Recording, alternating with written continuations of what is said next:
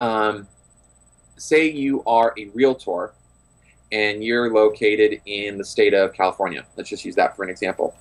It's Okay. like you, as the realtor in California, rather than just getting on there, creating a Facebook page, creating a Facebook fan page, making it all look pretty and adding all the whiz bang amazingness on it, without any kind of goal or a strategy or a plan and an activity, activities that you're going to do. It's like You're just you going got in to start with your circles. goal first. Like what is the goal of you being on Facebook, and how is that going to translate into you're going to put hours and time into it, and what's the value that you want to get out of it? And I feel like if the person doesn't know what that value is that they're going to get out of it, they're really wasting their time circling around, running around like a chicken with their head cut off. I noticed that a lot of people are pretty aimless when it comes to social media. They don't really know how to use them. Well, I think Some it's people are because just they're putting, misguided. like A you were lot of saying them are about the misguided. fluff, right? You're on Facebook. You said there's so much fluff. Can you elaborate what you mean by fluff? Well, I think some people, you saw that status update the other day that Yeah. I put out, and I think I What offended did you some say people. exactly though? You said like, is it me or is it just too much fluff on people's Facebook status Well, updates? no, I think I Something like said that. I think in the end, the essence of what I was saying was, I just don't understand how people like post fluff, right, and like non-valuable things Yeah. on the Facebook. And I think maybe some people took it as an overbroad generalization that, okay, I only post valuable things and that's the only thing that you should post. That's not what I was saying. It's kind of like, people going and saying, "Oh, I just went to the bathroom." You know, I know. oh, I like useless, like egotistical information where it's like, why are you sharing that with me? Or why are you putting that out there? Or it's like, It's too much information, like TMI. well, not TMI, but it's like it's fluff. It's like Yeah. it's not adding value to me. It's not making me laugh. It's not making me think. It's not making me think about where I'm at and how I can Hmm. maybe apply what you're sharing to me. Well, but Like it's a at the same pointless time, share. it's like, but at the same time, it's like you can't be that 100%. You still have to show like a human persona side. So I think in the end, it's a balance. But at the same time, it's kind of like you got value oriented posts, you got like relatable posts to your list, Hmm. but then it's like there's that third category where it's like it's not really relatable, it's not really valuable, it's kind of like that fluffy whateverness. Mhm. If that makes sense. So that's one extreme where it's fluff and there's no value and there's nothing, I mean, engaging about their posts. And then there's the other side where it's like, I want to build business through my Facebook, so I'm going to put 16, 20, 30 posts just about, business focus to Right.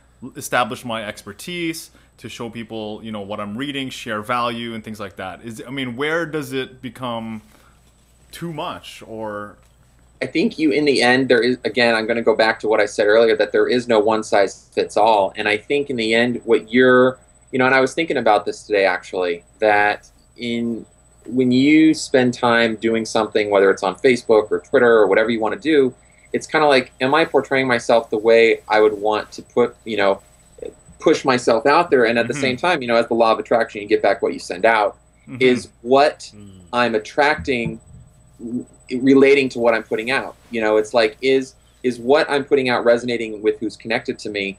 And kind of taking it to that next level, is what I'm putting out, lost my train of thought here.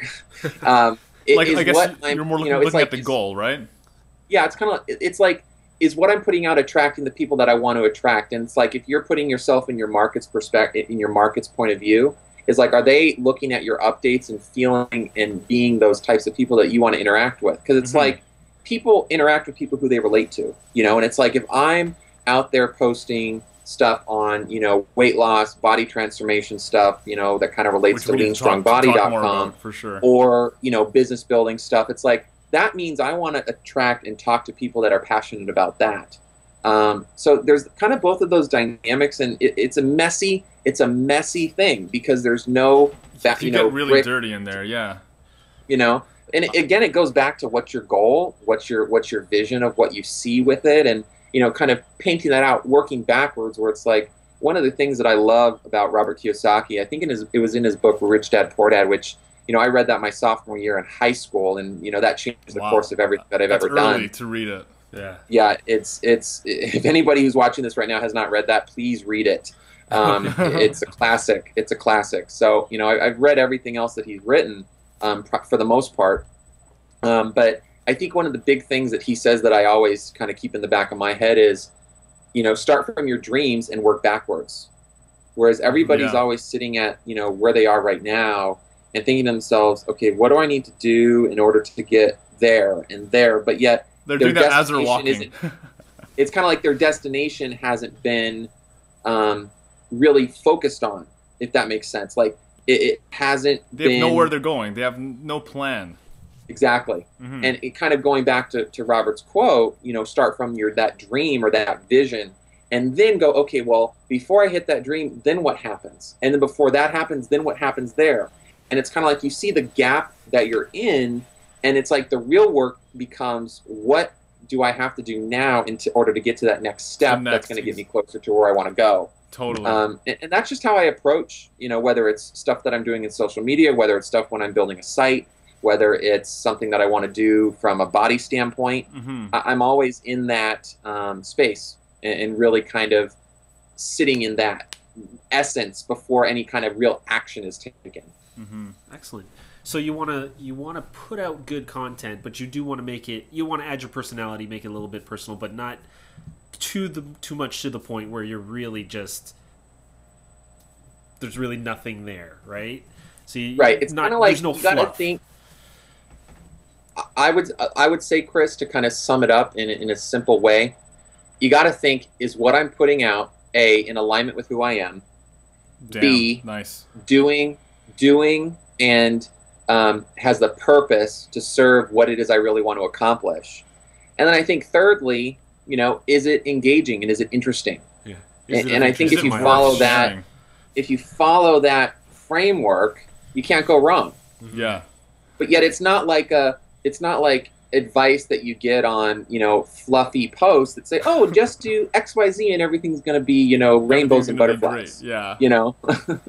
You know what? There's, I mean, like our audience is like the holistic entrepreneur, and that's what the show is called. And it's really the fact that we're all multi-dimensional beings. And I wanted to touch on the fact that, social media has made it made it easy for people to see the different sides of certain individuals. Like you have a public profile on Facebook, and maybe you're a professional, or you have a certain business that you do, and yet your Facebook is filled with personal stuff as well and different things that you're doing.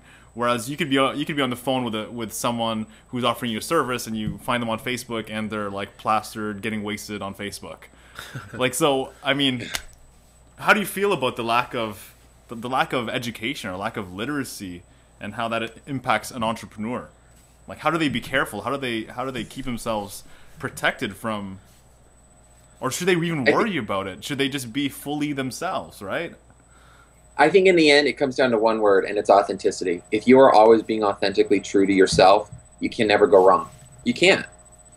If you are authentically, like I realized that back over the years, there have been times where I've made big, massive mistakes with my Facebook profile, primarily around political posts or political opinions. And, I pissed a lot of people off sometimes. Well, when you have 5,000 friends plus. Excuse me, say that again? When you have 5,000 friends plus, you got... Well, actually, no. I actually cleaned a lot of them out recently. Oh, I cleaned out like 2,000 plus of them.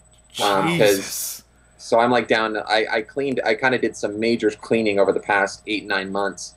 So I'm down to like 2,300. But to me, it's not about the numbers, honestly. Yeah, it's not. It's really it's about like, how can I connect with people and be authentically true to myself while having a great time and really kind of serving my goals. And right now, my main goals in what I'm doing is keep people engaged, keep people interested.